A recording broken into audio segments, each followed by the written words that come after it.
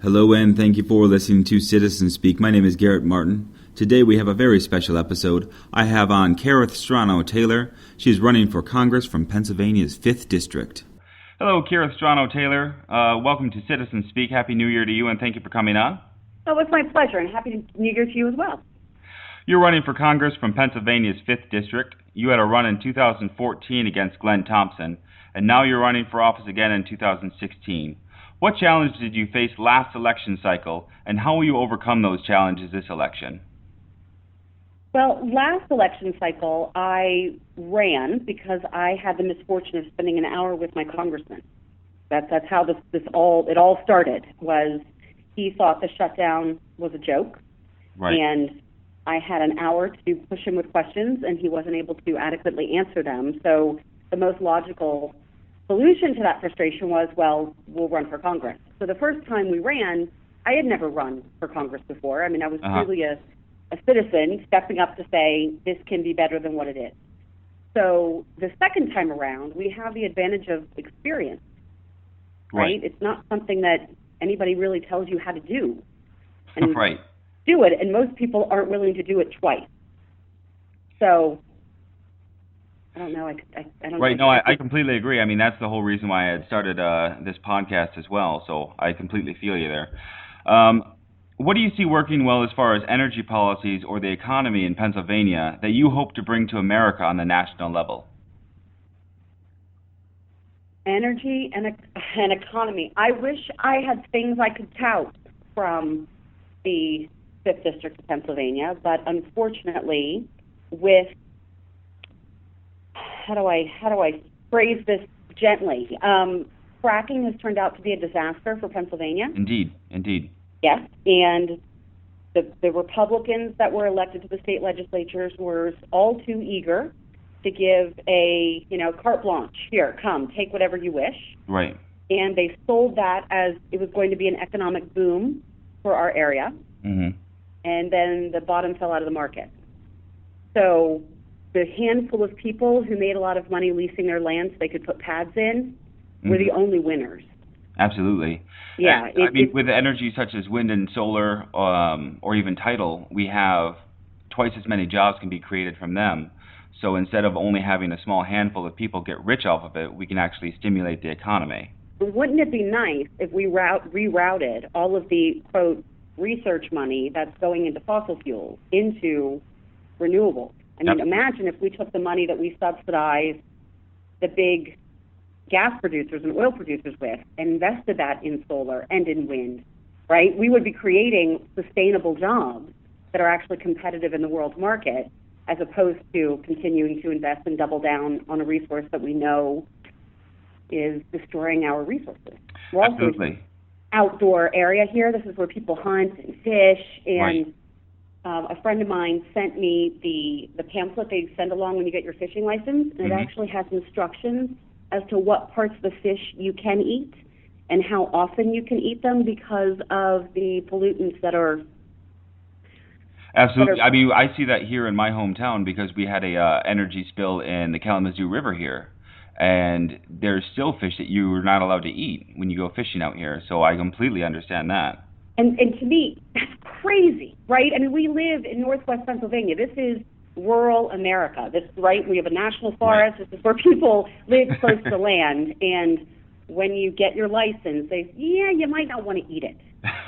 It's counterintuitive to me. And the whole promise that we were given with, fracking is going to be great, was that the economic or the environmental blowback wasn't going to be so severe, right? That the economic boom was going to outweigh the risks that came with it. And unfortunately, that didn't come to be true. And for what it's worth, a lot of the damage that's been done isn't just from fracking. This is holdover from coal mining, from streams that haven't been reclaimed. So I can't put all of the damage that's been done at the feet of the fracking industry, in all fairness.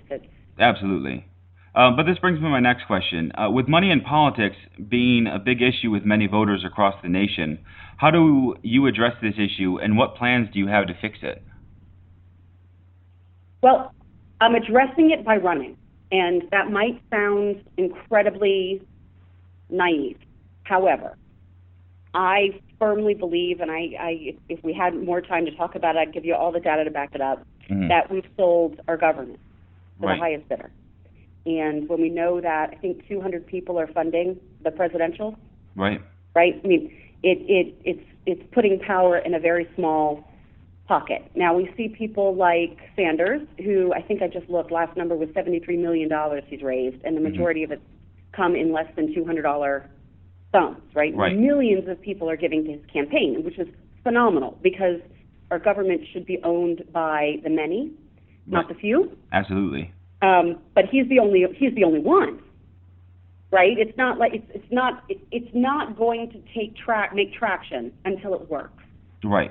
And what we're hoping to do is, the majority of people that give to our campaign are from the district, and they give what they can afford, and that's $20, $50, but they feel like they've skin in the game.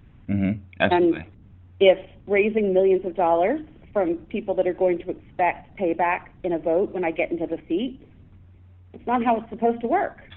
Right? That's fundamentally not how it's supposed to work. So, now, do you believe that on your website you mentioned that this is a do-nothing Congress that we have, and in fact it's one of the laziest Congress that we've had in U.S. history. Do you feel that the money in politics is part of the problem, and that's why we have this issue of a do-nothing Congress? Well, what's interesting is let's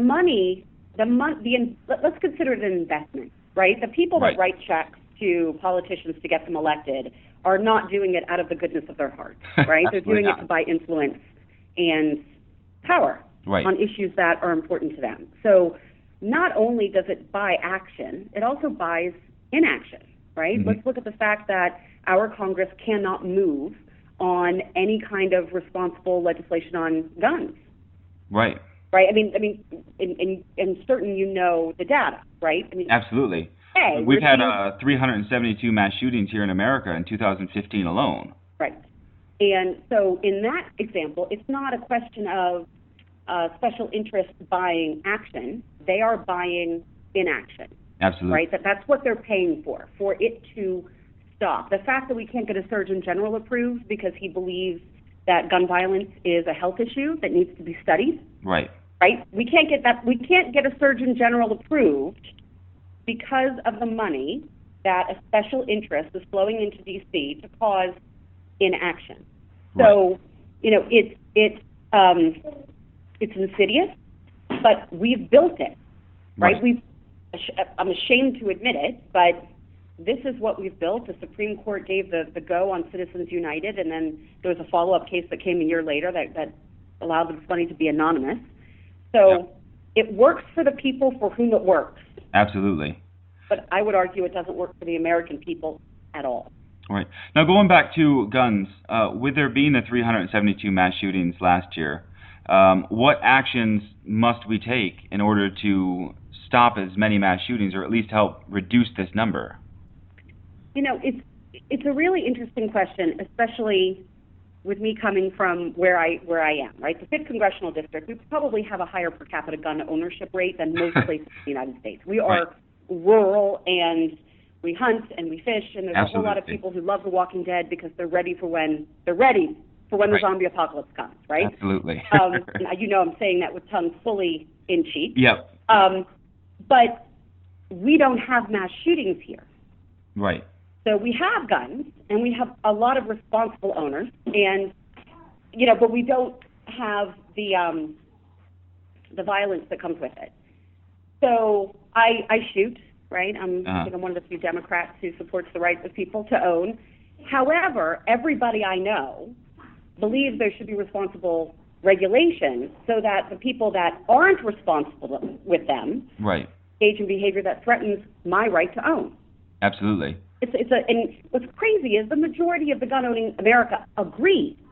It's this fringe element. Again, they spend a lot of money, they make a lot of noise. It's not how the majority of people who use and enjoy, whether it's handguns or target shooting or hunting, that's not what they believe. Absolutely. And it's only the small majority that are actually causing these mass shootings. I mean, we have the background check that kind of failed for Dylan Roof, and it could have been prevented if the background check would have been a little bit more thorough, or would have actually waited for all the agencies to check in.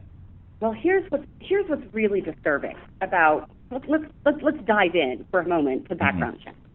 The concept is brilliant, right? And we have the technology available to us that could make it work brilliantly. I mean, the idea that I can order something from Amazon 2 years ago and today decide I want a book and show up and it already knows where I live and what my order history. I mean, the fact that the technology is available, right? That kind of data. But let me tell you how background checks work in Pennsylvania.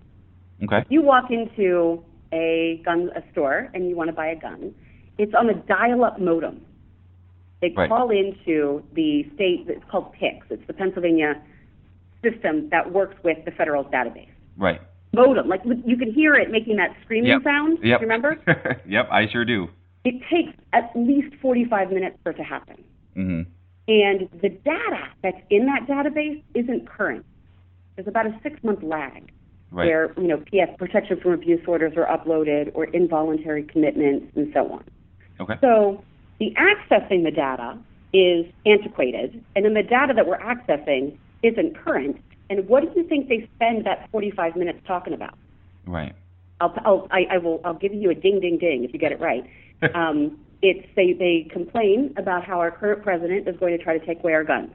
Can you believe this bureaucracy, this kind of nonsense? Our legislature won't invest any money to modernize the equipment. So it becomes a self-perpetuating, cycle and frustration with the system that the legislature has created and supported in exactly the same level of dysfunction because it works for them. It's crazy. Right.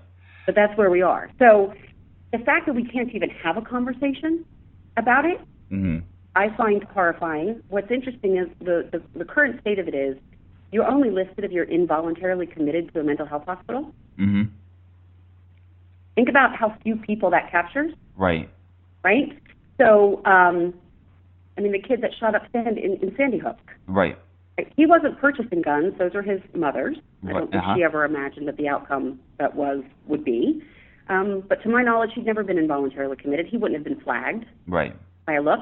So it requires, a lot of different players to invest in a conversation and figure out what the right way forward is, because what we're doing now, the status quo, isn't adequate. It isn't good. Absolutely. So I don't know. Do you watch C-SPAN much? Are you a C-SPAN junkie? Do you watch the hearings that happen in D.C.? I try to pay attention across the board. Okay. So, it's rare that you get to watch a hearing done well now, because that's not what they do anymore. It's a dog and pony show. Right, but absolutely. There are a handful of people who are really good, right? They conduct a hearing like it's meant to be, which is they bring in people from all sides to share their expertise and provide information to people that may have already made up their minds, but the whole point is to get more information. Absolutely.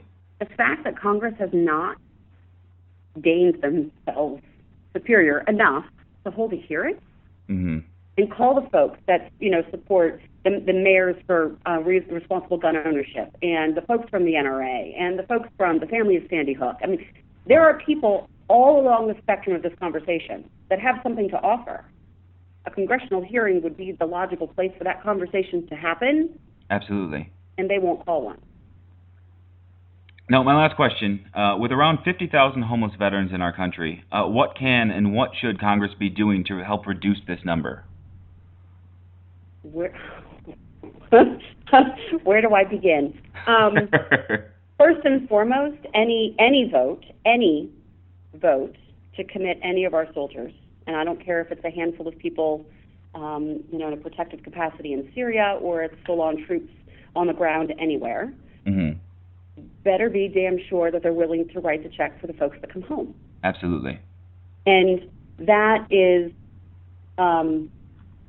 it's something that has become an increasing problem because of advancements in medical technology, right? A lot of kids that wouldn't have come home from Vietnam are coming home now. Absolutely. They're really tragically injured, whether it's PTSD or traumatic brain injuries. But most horrifying is the rate of opioid addiction and pharmaceutical addiction that we see in these kids. And unfortunately, ideas like telemedicine, my congressman thought this idea of telemedicine was absolutely brilliant for rural soldiers to be able to access psychiatric care if they can't get somewhere to do it. Congressman Glenn Thompson you're referring to? Oh, he thinks it's great. He tells everybody how wonderful it is. But what it is you Skype a doctor who writes you a better script. It's horrifying. And we're just passing the buck along, right? The suicide rate is outrageous. And these kids, I call them kids. I know what you're referring to, though. There you go. You know what I'm talking about, right? They signed up. Yep. They put it all on the line. And the fact that we're pinching pennies about their care when they come home, should be ashamed of. I mean, we should be ashamed of ourselves. Yeah, myself as a veteran who was in the Iraq War, I go to my local VA, and it's one of the dirtiest facilities I've ever been in. The rooms where you actually get your care at, the floors are extremely dirty. The doctors don't care to see you, and it's really disheartening when you do have people like Glenn Thompson who do support things like the telemedicine, who just refer you over to another doctor to write you a different prescription for whatever you want until you're happy and get out of their face. It's, thank you for your service, number one. The VA system, it's fascinating. My I don't know what you call her, a very close family friend works for the VA out in one of the VAs in Ohio. And she's worked there for years, and she's proud of her facility, and it's spotless and clean, and it runs well. But she's the first to acknowledge that they're not all that way, right? It depends on who you have in leadership in your facility itself, how able you are to navigate through the budget process and get the funds you need. It's a game. And if you play it well, you're able to provide better service for your patients. And to me, it's just, I don't know, it's another example of how broken this government is, that if you know how to navigate it, fully for you, you have access. Right. If you don't, sorry, down on your luck. It's just, I don't know. If you totaled up all the money that's going to be spent on presidential elections this year, how many people could we house? Absolutely. And take care of every family of every soldier that came home with a TMI that can't work anymore? And, right, how many kids could we provide school lunch for? It's not a matter of whether we as a nation have the money to pay for these things, because we do. It's that there are people that have the opportunity to funnel that money into a source of power and authority and influence. And they'd rather do that. And we allow them to. So, it's heartbreaking. It's depressing is what it is. Yep. Well, thank you so much for coming on Citizen Speak. My guest, Kerith Strano Taylor. She's running for Congress from Pennsylvania's 5th District. Kerith, is there anything that you'd like to say to the voters before we say goodbye? I just hope that we can multiply the number of voters threefold, because, for folks who say that refusing to vote is resistance, I call it surrender. And I'm hoping that we can see 80-90% of eligible voters actually choosing to cast their vote and taking their place in our democracy, because until we do, it'll continue down the path it is. So thank you for your time. Thank you for doing the work that you're doing, and I wish you the best. Well, thank you, and best of luck on your election. Thank you. That was Kerith Strano Taylor. She is running for Congress from Pennsylvania's 5th District. You could read more about her and her campaign on her website at kstforcongress.com. Find her on Twitter at KST4Congress. That's at KST4Congress.